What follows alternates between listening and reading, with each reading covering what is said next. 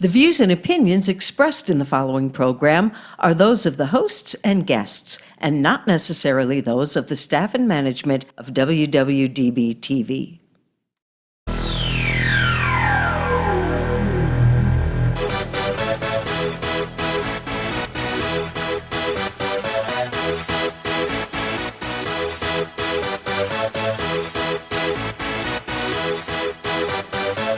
Y'all ready for this?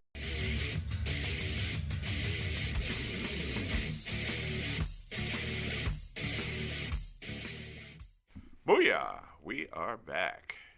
It is Wednesday, another Wednesday in the world here, February 28th, last Wednesday of February, 6 p.m. Pacific Standard Time. Time for another installment of Southern Nevada Sports News coming to you from WWDBTV.com. My name is Bill Miller, your co-host, along with Jeff Belknap. And it's time for another exciting Wednesday, another show. That means it's our opinion, folks. And I'm afraid you're going to have to live with it at least for the next hour. But how you doing, man? I'm doing good.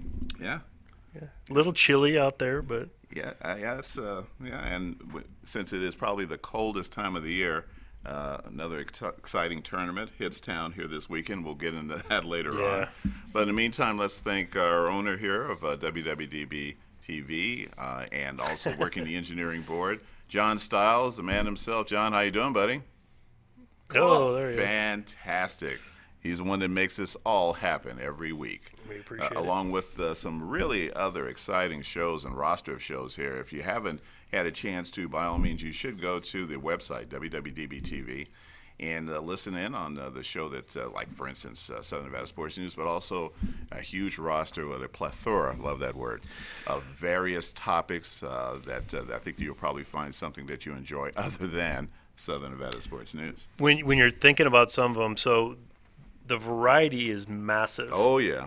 So you have two young ladies that were adopted that have their own show. Yes. Still young ladies, Yes. not that have grown up, but still young ladies. Yes. And it's their show. It's their show. Yes. They do their own thing, what they want, whatever. You have three a little bit older ladies Yes. that talk about some very risque, to the point, very blunt, don't listen in front of children type of show. Yes, this is definitely an adults-only show, to say the least. But, again, John and Beth have put together a real roster of a variety of shows. It's a lot of fun here. And over the course of the next several weeks, we are going to try and get as many of the hosts of these shows into Southern Nevada Sports News, to find out if they're sports fans, but also to give them a chance to talk a little bit about their show. Oh, man, I can't wait. That's great. This is going to be good stuff. And you know what? When you really think about, like, we all have our own, like, kind of niches, or I guess you call it a niche, but really it's like our passions. Yeah. You and I are, we're big sports fans, and that's why we do this. Yes. Absolutely. It's certainly not paying the bills in a sense. So, but, you got Bob Allen. Does Bob have his own show? Not yet. Not yet, okay. He's really too busy right now with the new golf store. Okay, so Bob Allen just opened a new golf store. Yes, he It's did. booming. He said he hasn't had a day off yet. That's So a good thing, by we the will way, have Bob. to get him back in here. But located on the corner of Fort Apache and Sunset, great location. Yes, it is. They fix up your clubs. They fix your swing, fix your attitude. Maybe, I don't know. That's a tall order, but I truly believe that he can probably, correct my swing. Yeah. And my putting. Yeah, I still haven't made it over there, and I apologize. The hours that he's open is usually the hours that I'm out working, so I'm going to have to maybe cruise over there like on a Saturday or something. Yeah. Again, congratulations, Bob, on the new shop, and I'm glad that you're busy, buddy. Really Absolutely. So, Las Vegas Lights Yes. took their third loss of the preseason, Yes, they did. but they finished up their MLS schedule. Yep. They opened up. They didn't back off any opponent. They went their first three opponents against MLS. They play a USL team this week coming up, and then they just a few weeks away, man, from getting pro soccer in Las Vegas. From the regular season home opener, which is coming up on, that's going to be the 24th.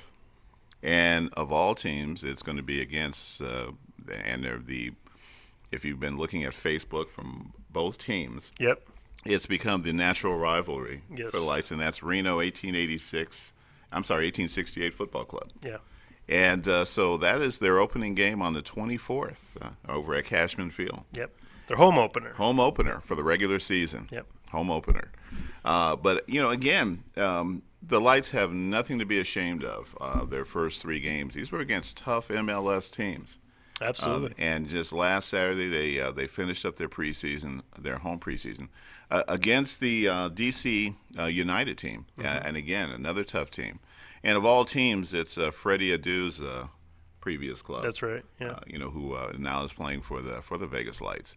So they lost 4-2, but again, they're scoring and they're keeping these matches very close against some tough opponents. Well, that game was 3-2. I didn't actually see when the last goal was scored, but it had to have been in about the 87th minute or so. Closing in on injury time. Yeah, because I was watching it. It was like the game was relatively close. It went up 3-1. Vegas came back, made it 3-2. Yeah. And I was like, come on, man, just tie it up. Let's get into a shootout situation. And then, of course, they give up the late goal to seal the deal. But yeah, and and I think the feeling is palatable around town that everybody's really excited. I mean, on one hand, you have the Golden Knights who are just playing lights out hockey, continue to play lights out hockey. So now you have the cup fever. Yeah. But now of course you've got a brand new franchise in the Vegas Lights. And, and I think it's just really some exciting times here in Las Vegas. I'm liking what they're doing, and especially like with Zappos behind them. Yeah. I mean, Zappos has really stepped up and, kind of taken them under their wing. And I don't know how the ownership works. They might own it. I mean, do they own it? Do you know who owns it? I don't know. And but I would suspect that, Zappos might be more than just a shirt sponsor. Yeah. Have naming rights as far as the jerseys are concerned. The uniforms are very cool, by the way. Yeah.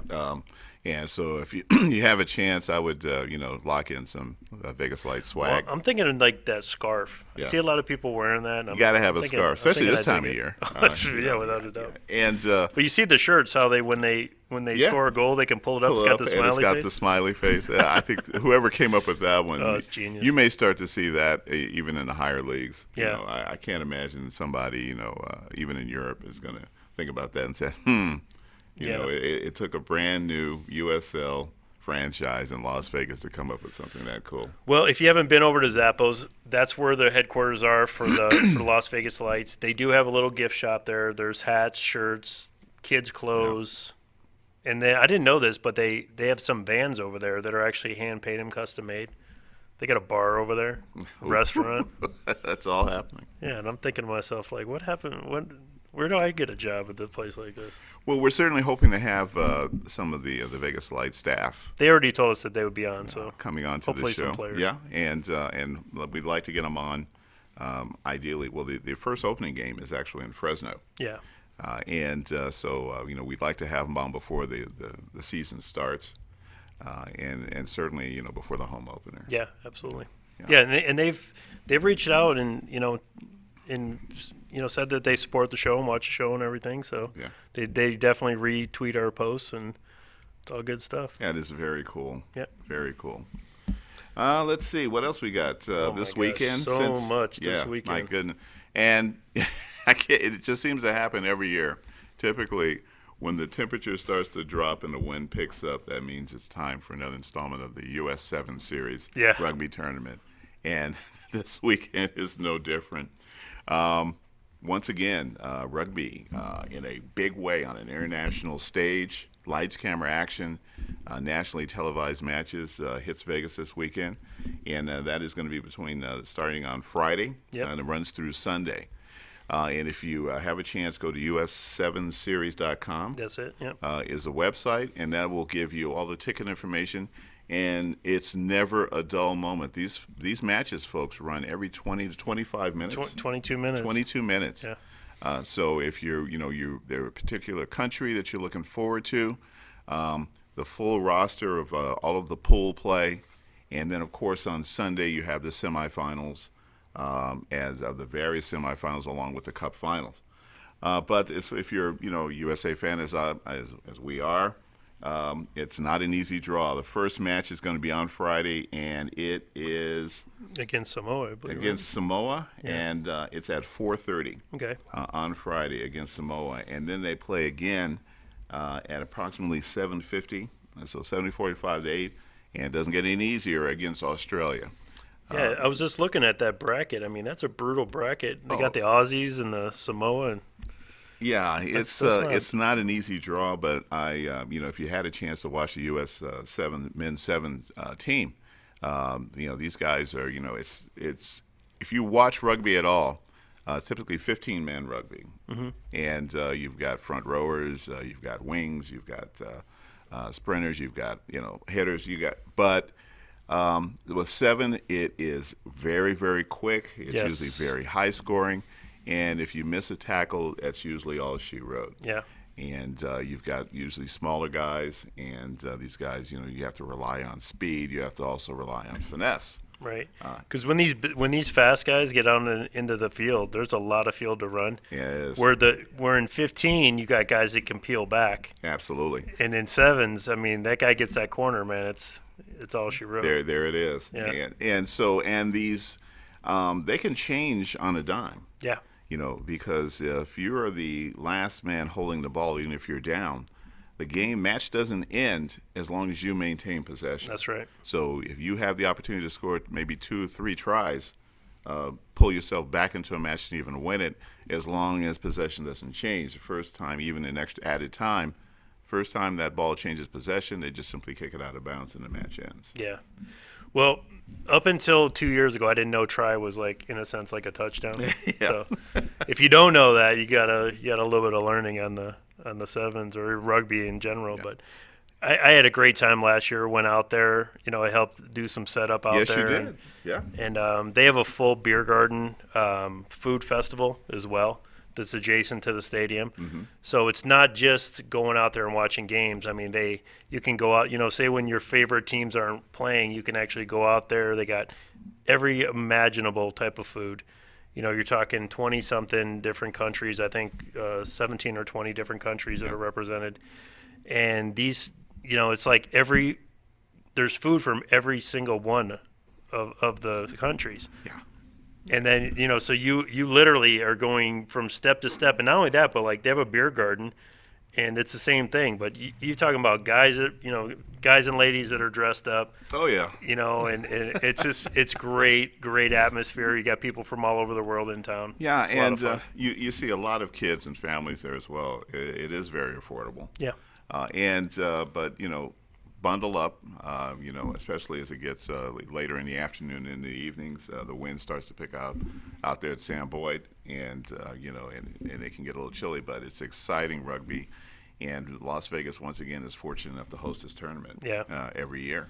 This is kind of a precursor. I mean, do you think when we build the new stadium that we can get the World Cup? Absolutely, because once that stadium is built, it becomes an immediate option. Yeah.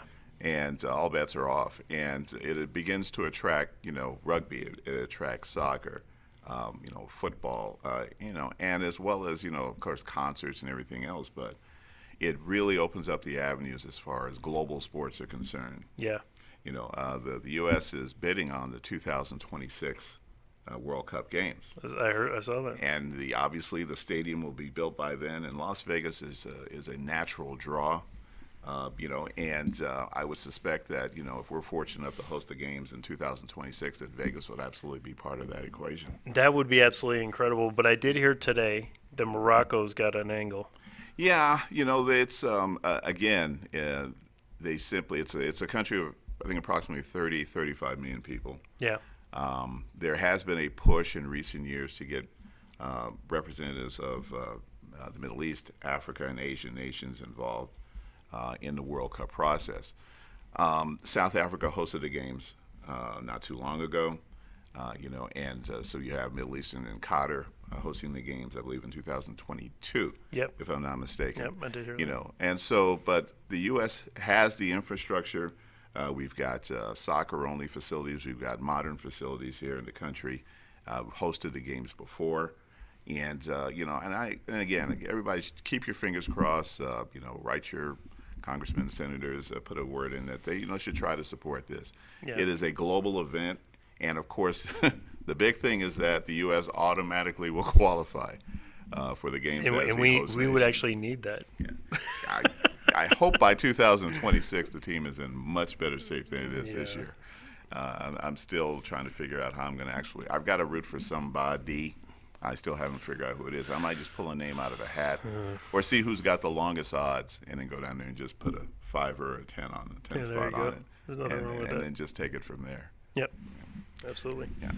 So NASCAR's in town yes. as well. Yes, yes. Who put this schedule together for Las Vegas?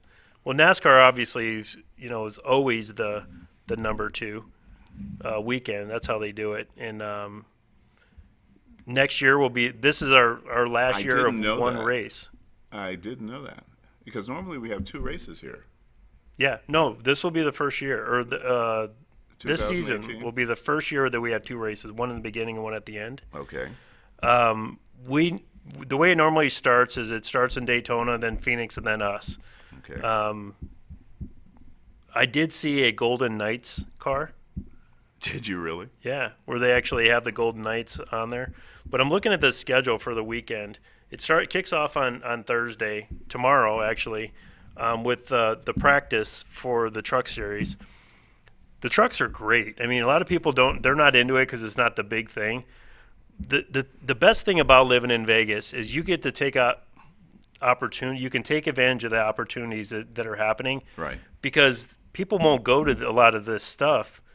And you can go right into the pits and literally stand next to these guys working and fixing the trucks and everything. I had no idea. Yeah, so it's not like, in a lot of other places they have, you got to buy a ticket and then it's $100 extra dollars and all this other stuff. Areas. No, they have the neon garages open and you literally can walk right in there.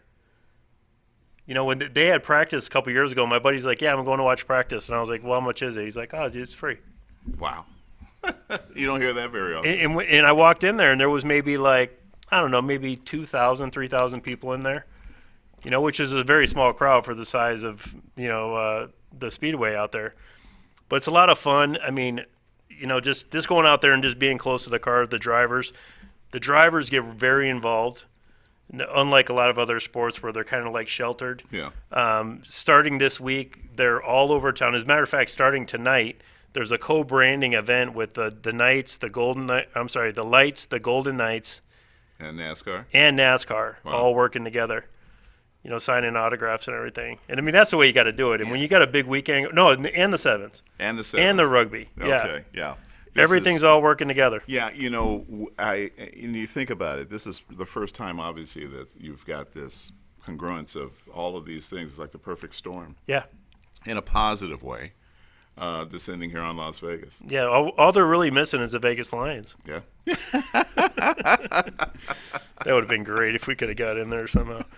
But from there, I mean, they got starting Friday, they got press stuff and they got, people all over. You can go see the cars at Bass Pro Shop and all these other places around town. There's schedule online. If you guys want to check it out, just go to NASCAR.com. Everything's on there for everything that's going on. And one of the things I like the best is at the end when they do the parade out, and they have all the trucks will be coming down the line of Las Vegas Boulevard, and they're all lined up. Yeah.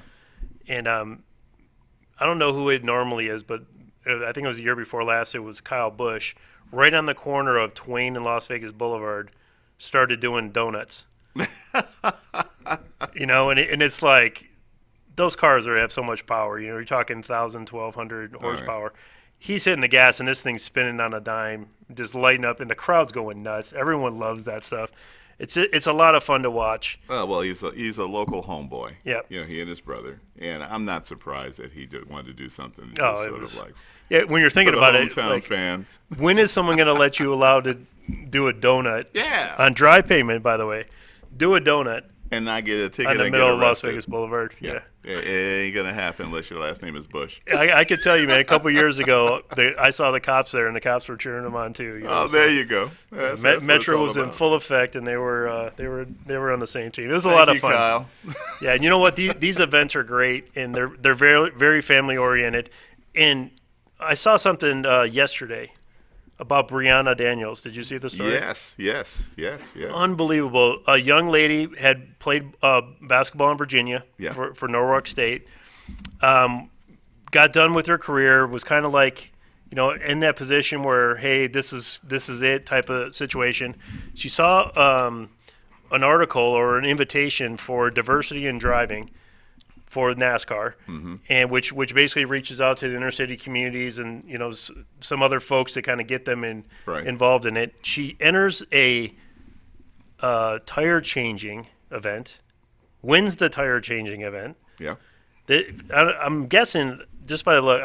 Would you guess she's probably about 25, maybe 27 years old? Yeah. Wins the event, ends up getting picked up by a crew team. Yeah. And was at Daytona a couple weeks ago. Yeah. So, I mean, when you're seeing like what's going on, I'm like, what? And she's small, but she was getting in there. She's, she's not the one that pulls off the tire. She's actually the wrench person. So basically her job is basically getting those 5 lugs off. Someone throws a tire on there, and then she's lugging it back up. Man, it was an impressive story. It's one of the aspects of NASCAR racing that is absolutely critical. Yeah. And it's basically, these races are often won in the pits. That's right. And it may sound kind of corny, but if you watch these races and you see what happens if something happens or if there's a penalty because they left off a lug nut, which they can be penalized for doing, and then they've got to go back through and then do what they call a drive-through and a penalty. That's what happened. Plus, when they're coming in on mandatory pits, they're all coming in at the same time. That's right. And there's not a lot of wiggle room. There's not a lot of room for error. And, all you need to do is to be standing out there with your wrench, and you're trying to get these lug nuts, and some car is pulling in behind you. It happens. And the other one is pulling in behind your car, peeling out. Yep. And, you're exposed. And it's literally, if you ever watch those, compilation videos of like NASCAR near misses or whatever, there's like literally inches away sometimes. You'll see somebody literally get just missed by a car that's coming like full tilt in there. Well, they have a speed limit, but I still think it's, it's not gonna 30 do much miles good. an hour or something. And you're a standing human being. What I mean? I think that's that's about the. Well, I'm gonna say right now, shout out to Ms. Daniels. I mean, I was impressed, and not for the fact that you're female or anything else. The fact that how fast and everything she was doing it, I was thinking there's no way that I could get down there in that position and be able to take those lugs off. And then have to swing back around to the other side of the car. Yeah. Nah, I'm sorry. Those days are over, is that what you're saying? And I wouldn't want to be the guy that, causes somebody to get hit or, I hit somebody and, the tire gets through, I drop a tire on somebody or something like that. That would be my biggest fear. Yeah. And then have a bunch of people yelling at me and that sort of thing. Yeah, well, they're probably going to be yelling at you, especially if you cost them,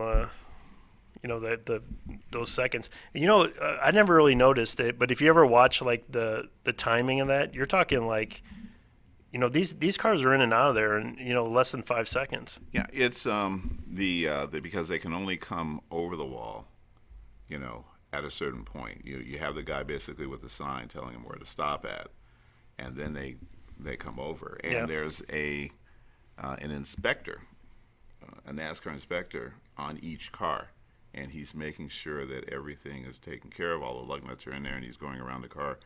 And he can then determine if there's a penalty that, that this is lawful, they didn't do this, or this hose is there, or left it too long, or maybe they possibly caused another car, to not be able to get out on time. All those factors are going into play. And it's an awful lot that's happening between 5 and 10 seconds. Yeah. And 10 seconds being you really screw things up. Right. Okay, so this question's been asked 100 times, but I don't know if I ever asked you. So, NASCAR driver, athlete or not an athlete? Athlete. Athlete, definitely. Yeah. Seeing, just, some stories about some of these guys, what they do. And no, they're athletes. It's being in a car and holding one of these damn things together, yeah, for a 500-mile race, at top speed, even when you're not at top speed. And I believe that I don't think there's any AC in these things. So, you're trying to not lose as many, you lose your mind. They have fluids that that they can drink just to rehydrate. But no, athletes. I absolutely believe they're athletes. Well, I'm thinking the amount of strength. Okay, so I drive a lot. Okay, so, and when I say a lot, I put 35,000 miles on my car last year. People cannot drive, and I'm just imagining what if we had to drive 6 inches from each other. Yeah. At 180 miles an hour. 180 is on a slow Yeah, course. 100, You're talking 300, almost 300 miles an hour on some of the super speedways. And you're also trusting your fellow drivers. That's right. That they're not going to do anything crazy. That they're not going to just hit the brakes. Now a spotter that each car has can only help you so much. Right.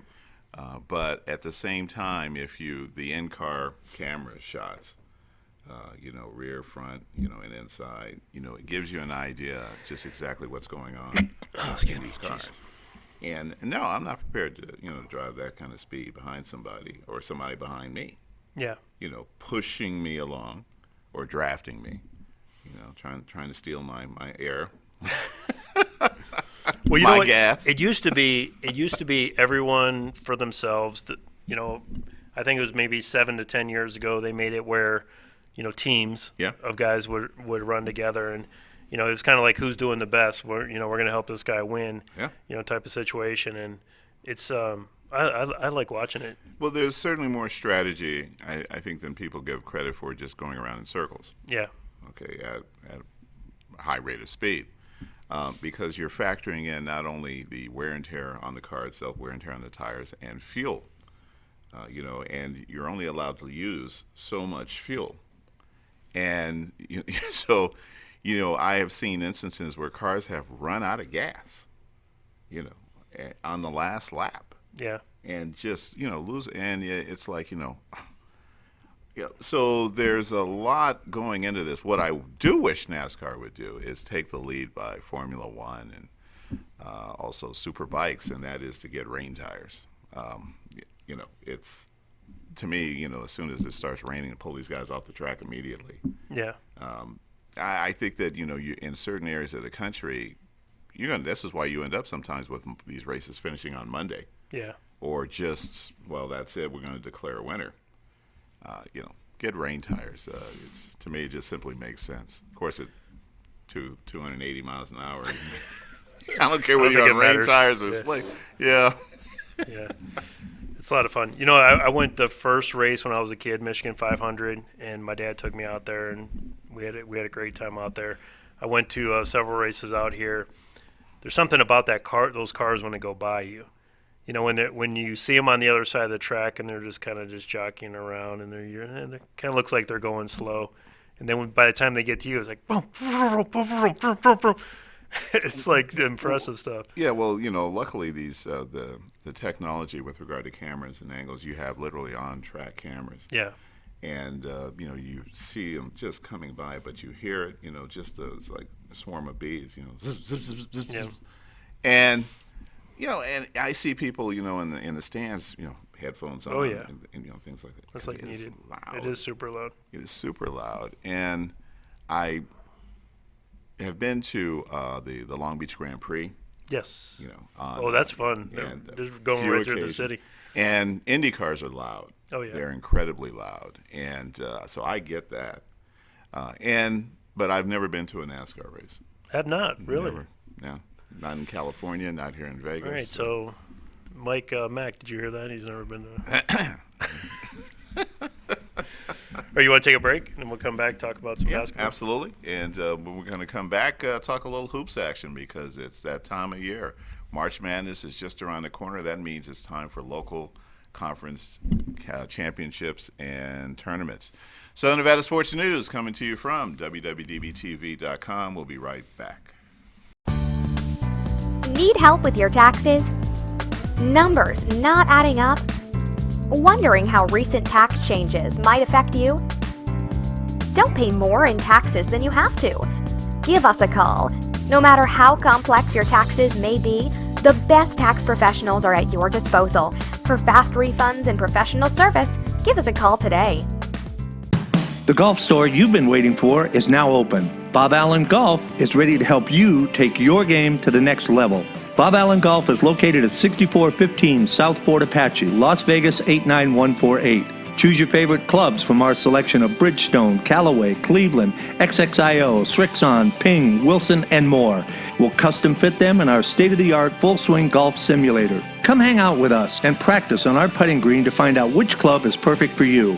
Have your clubs repaired, reshafted, and regripped in our on-site tour shop. And talk about accessories. Guys and gals will feel comfortable and look sharp in the many sizes, colors, and options of apparel from Greg Norman, Black Clover, Under Armour, and more. The team at Bob Allen Golf takes your game as seriously as you do. Join our online family at boballengolf.com and stop in the store to meet us.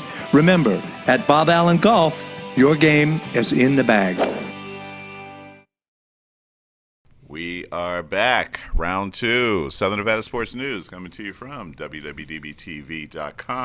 My name is Bill Miller, co-host along with Jeff Belknap. And it is time for hoop action. And because as tomorrow is actually March 1st and in Las Vegas and around, let's face it, the rest of the country, that means that March Madness cannot be too far away. And that means that this is actually ground central for conference tournaments, both men and women here. And, Yes. And it literally is right around the corner. You know what? It's you always kind of see when the season's wrapping up, and tonight UNLV's last game against Reno. Yep. Should be pretty packed. Game starts at 8 o'clock in about an hour and a half. If you haven't made it out, definitely check it out. But should be a good game. We beat them up there in Reno, and see if we can pull off another victory. And it was a shocker when we went up to Reno. Yeah. Well, I think they were 8.5 or 9-point favorite in that game. And and again, I keep apologizing for this because a few weeks back, I wasn't exactly kind to UNLV's basketball team, men's team, but I have definitely changed my mind on it. I think that they've done a really good job, especially with the young guys that they have. I think they're really playing well. But I get the sense that they're going to really need to win. That's the only way. The Mountain West Conference to get an invite to the big dance. Yeah. I think that depending on how well they do, they may get an NIT invitation, which to me they would be deserving of. Yep. But I think that they'll have to finish strong. They can't just get bounced out in their first match. I think coming off the season that they had last year, not Manzi's fault at all. He had some late transfers. Kind of had to throw a team together just to get through the season. Mm-hmm. Comes back, on the cusp of a 20-win season. I'm impressed with what they've done. They got a lot of good young players, and they got a 7-footer that's probably going to go in the draft. Mm-hmm. I think he should stay, but I also thought that Zimmerman should have stayed.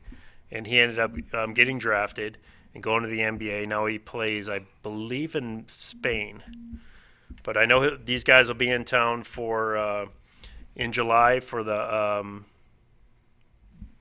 summer league, NBA summer league. Okay. So basically, all these guys that are finishing up their career are going to get invites to play in these summer league games. Yep. And potentially, earn a spot on the NBA rosters. Yeah. Well, this year I think that all of the NBA teams are going to be For the first time. all 30. in the summer league for 2018 NBA summer league. All 32 teams. Is 30 teams. yeah. I'm sorry. I keep thinking of NFL. When there's 32, then Las Vegas will have one. But but shout out to the Las Vegas Aces. They're getting ready to get fired up. Yes, they are. WNBA. right. Coming soon. I think their first game is in May. Yeah. If I'm not mistaken. It's Bill Lambert. It's like right around the corner. Your boy. We need to get Bill on. I'm gonna keep pushing. I might go hang out at his house and stalk him until he comes on. Yeah, I tell you, it would be great to have the coach of the WNBA Aces, and I think that they're going to be making the rounds here. So I think we got a legitimate shot at getting the big guy in, and he is big, 6'11". Yep. Yeah, he's pretty damn big. I'm not. You know what? I'm not sure how one of his coaches. I'm not sure how tall she is, but they were standing next to each other, She wasn't that much. and she was like over the shoulder. Oh wow. I don't know. We're not going to have some great big 6'6" or 7" lady coming in here and Bossing bossing us us. That's the first thing I could think of. She's gonna be trying to boss me Boss around. us around. We don't need that in my life. Just kidding.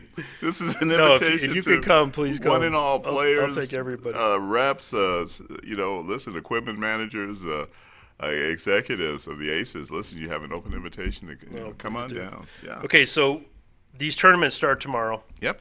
The first one, West Coast Conference at the Orleans. I think they've been running this particular tournament there for I think 8 or 9 years. It's great basketball, man. The last time I was fortunate enough to get some tickets given to me. Literally sat on the court. The Orleans is a great spot because it doesn't have the upper deck, so it's about 7,700, 8,000 people. Very close proximity to the court. Yeah, and it's if anybody's been there, I used to go there for the Wrangler hockey games. Yep. Every seat's a great seat. Absolutely. And the place is going to be rocking because it's college basketball. That's right. And it's hoop action. It's nonstop. So, and I think of course Gonzaga would have to be the favorite. I mean, St. Mary's finished pretty solid. They'll So end up it'll playing be each other. Yeah, that's usually how it happens. That's usually how this happens. And I think they both have been in the finals for like the last 5 or 6 years, if not more so than that. in conference, Gonzaga 17-1, St. Mary's 16-2. Yeah. So you know how the bracket will work. Yep. And they, in all likelihood, will end up in the finals. Yeah, and then you're talking about Gonzaga riding an 11-game winning streak going into the tournament. Yeah. It's gonna be tough to beat. It is. But yeah. you have two teams that are more than. They're gonna get bids, for the tournament. One of them's gonna win, and then the other one's gonna get in at large. A lot of teams in the West Coast Conference. Yeah. Which is why it's a 5-day event. Yes. And the finals will be on the 6th. And then right after that, then you get the deluge. Yep. Then 3 more conferences come into Oh, town. it's unbelievable. Immediately. Major conferences. Major conferences, and of course, our very own, Running Rebels in the Mountain West Conference. That starts the 7th, March 7th through the 10th at Thomas and Mack, as always. Yep. And then what else we've got coming up? We have the Western Athletic, the WAC, the Western Athletic Conference. That's also going to be at the Orleans. So pretty much at the Orleans, we're going to go 1st to 6th. They're going to crown a champion. Then the next day, Bring in another group. they're going to bring in the next Western group. Athletic Conference. And then from there, we got your boys from the Pac-12 Yes, indeedy. heading to T-Mobile. Yep. Should be some good games there. And again, I think you're going to look at a very desperate UCLA team that needs to win the Pac-12 in order to get a bid. Yeah.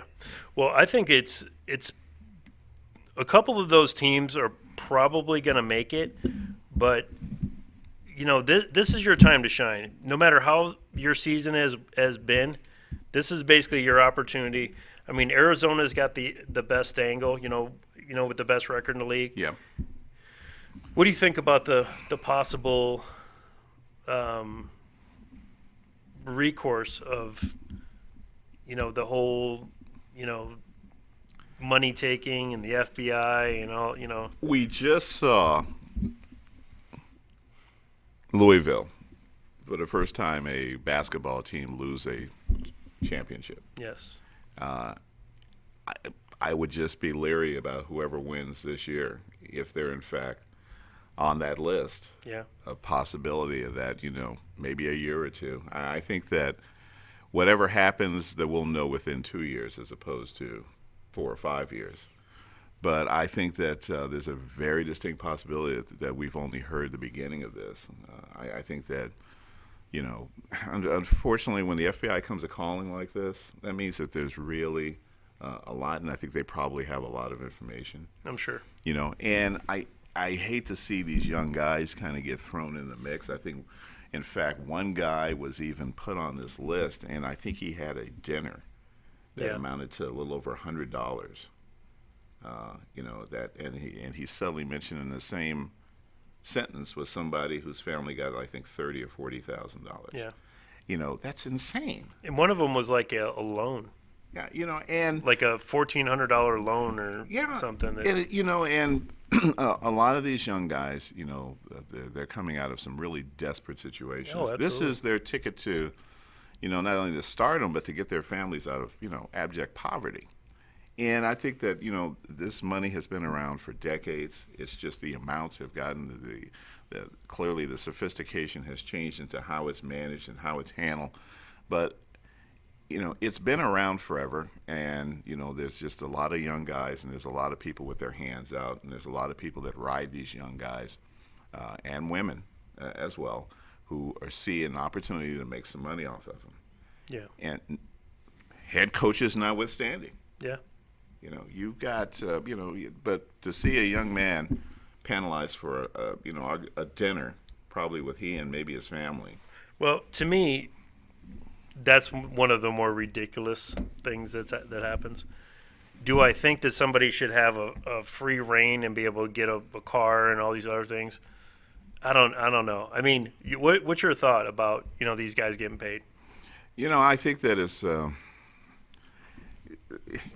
Do I like the idea of somebody getting a car? Then suddenly it's what kind of a car am I going to get? Right. So you look out there in the parking lot at Poly Pavilion. And there's some Maseratis out there. It would probably be more like, a Lexus, something like that. No. Do I think that there should be some sort of a compensation? Yes. I believe so. And especially when you're talking about some of these football programs that are getting millions from the TV stations. They win their bowl game, they get $4 million. Yes. And then they're like, "Hey, thanks." Yeah, let's talk about the daily take. At one of these, these super, conference schools on a Saturday afternoon. Just look at it this way: you go into an Alabama game, everybody's got an Alabama T-shirt, hat, T-shirt. Does the player get any of that? Yeah. No. Likeness is on, a mug or this or that. Their jerseys are being sold. Are they getting a dime now? No. So, I mean, that to me is where it has to change. Does it have to go all the way to the point where they're getting paid like professional players? No. Absolutely not. Because you are getting other benefits. Yes. You are getting schooling, you are getting other things. But there has to be some sort of balance. So I'm looking at the Pac-12, and then we'll jump over to the other conferences. Yes. 2 teams only under 500 in the whole Pac-12. It's a cannibalistic conference. They do feed off of each other. There are a couple of teams obviously that are it's that it is what it is. Yeah. But it's my favorite because a Bruin kind of guy. Yeah. Do they have any sort of shot to win this tournament? Finish the season 19 of course they have a 19 and shot. 10? Yeah. Actually, 3 teams finished 19 and 10. Do they have a chance? Yes. Slim chance, but they have a chance. That's like the meme that you always see with Jim Carrey and the Dumb and Dumber. Yes. They have a chance. I think that. And again, coming from a Bruin, I think USC is overrated. Okay, so we're starting this. We're doing a show on the 7th. Are we actually going to do some conference predictions?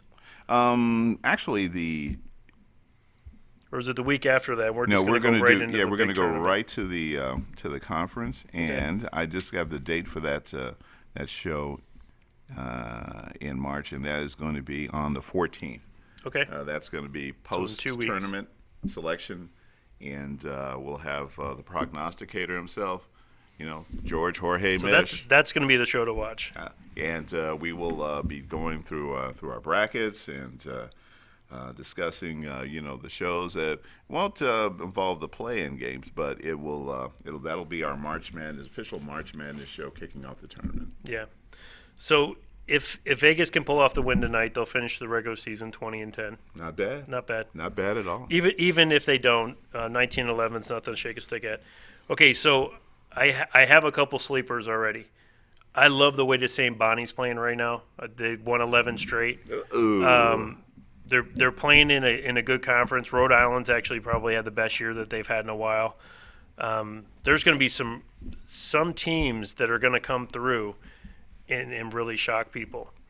But if you want to talk about shocking people, I'm going to tell you who shocked me the most this year, not in a good way. Colorado State this year went from playing in the championship game of the tournament last year to going 11-19 overall, 4-13 in the conference. What the hell happened? I mean, that's exactly what I'm thinking. I mean, how can that happen? You're talking about a San Diego State team that was, 50-50. Oh, and by the way, I was listening to quarterbacks today. They were talking about quarterbacks today. Mm-mm. Do you want to know what they were talking? They were polling these 3 NFL coaches. Do you want to know who they said was the most impressive quarterback? Please tell me it wasn't Kirk Cousins. No. I'm talking college going into pros. Oh, I'm sorry. Is your guy out of Montana? It is.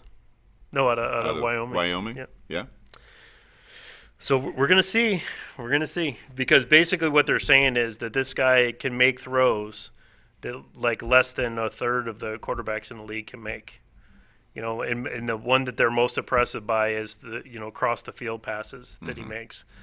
And Josh Allen, man, when I'm going to get your boy, man. Wait till I get him on the show in a couple weeks. 'Cause I'm telling you. So, but they still have it. They have Darnold going first, then Rosen, and then Josh Allen. Yeah. Yeah. So he's Cleveland bound. They're saying that's the spot, But I mean, you never know. Kirk Cousins could end up in Cleveland. Which honestly, I mean, just from a fan perspective. You know what? Go ahead. No. I think that Cousins brings to the table what Cleveland needs. He's a manager, more or less. He doesn't make a whole lot of like really huge mistakes. He can get out there and zing the ball around, but they have so many other potential players and everything that are coming in. As long as they don't screw it up, and the thing we always have to be worried about when we're talking about Cleveland is how are they going to F this situation up? Yeah.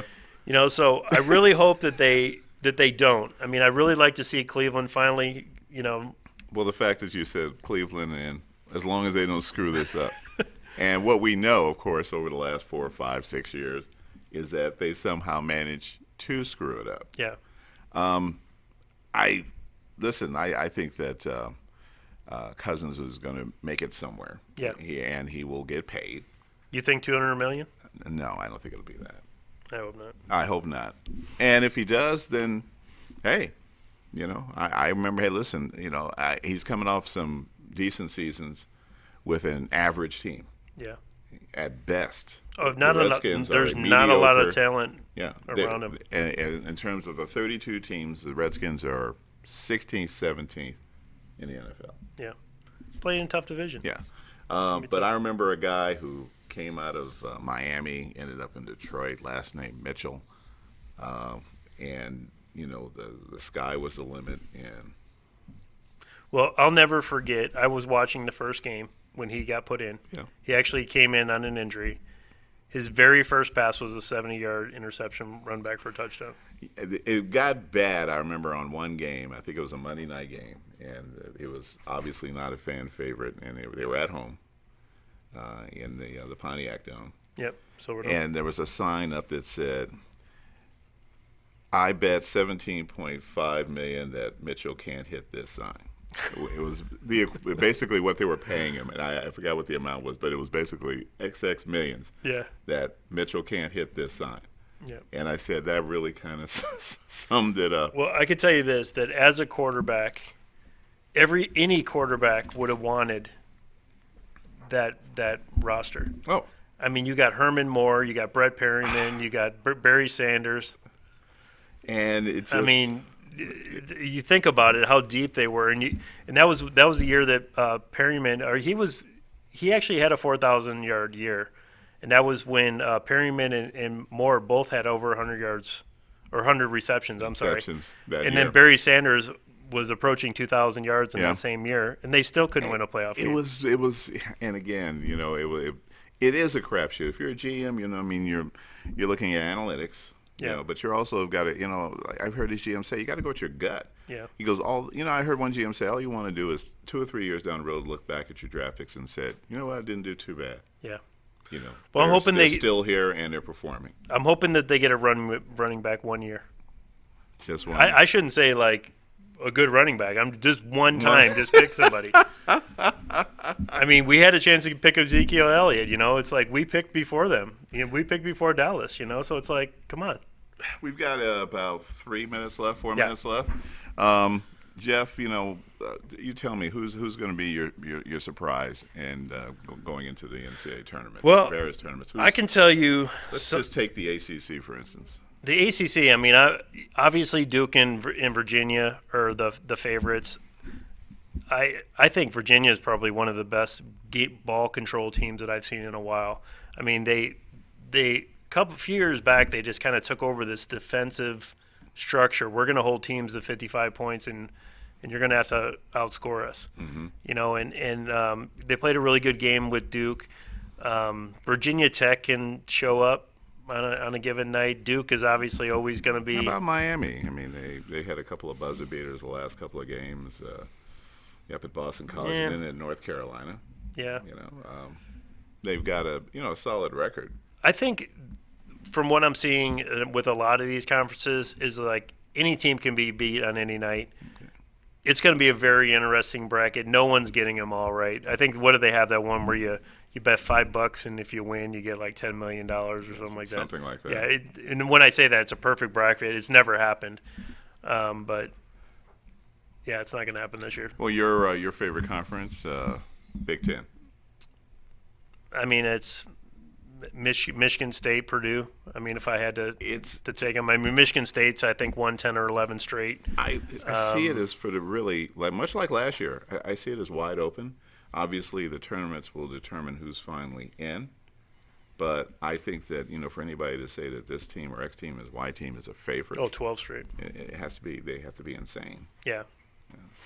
Well, I mean, Ohio State is up there and finished the second place. Michigan beat them. Yeah. Michigan ended up 15-1 at home. Can't play on the road. Obviously you're not playing at home when you enter the tournament. No. So, what are you going to do? I mean, a lot of these teams are just dominant at home. So you really got to look at who can play a good home or an away season. Right. Michigan State ended their season at 8-1 on the road. I mean, that's the type of stuff that I look at when I'm betting these games, especially. Yeah. And in my opinion, there's two best times to bet college basketball: the preseason, like when they're when they're playing all the chumps, in a sense, in these tournaments right now, because you're going to get matchups that you don't normally see, where you have the higher end teams playing the lower end teams. Yeah. They're laying 20, 30 points. These teams crush them. Because they're just like this. There's like you're exterminated. Because a lot of these teams qualify for the tournament not because they did good, because they have to qualify. They qualify because they're in the tournament. Yeah, they need that team in there. Yeah. And these also, it gives these teams, they want to hit them hard and hit them fast, so they can rest these guys. The first half bets. It's not a sprint; it's a marathon. Yep. And that's why they go after these teams real fast, so they can start resting these guys. Absolutely. And get them down there. Yep. All right. Well, another 2 weeks. show, another week has blown by, and of course, folks, the big show coming up. We've got several, but the one coming up, March 14th, our March Madness special. George Jorge Misch, the prognosticator himself, has agreed once again to be on the show. Join us next Wednesday, March 7th, 6 p.m. Pacific Standard Time, for another installment of Southern Nevada Sports News, coming to you from WWDBTV.com. Have a great week. God bless.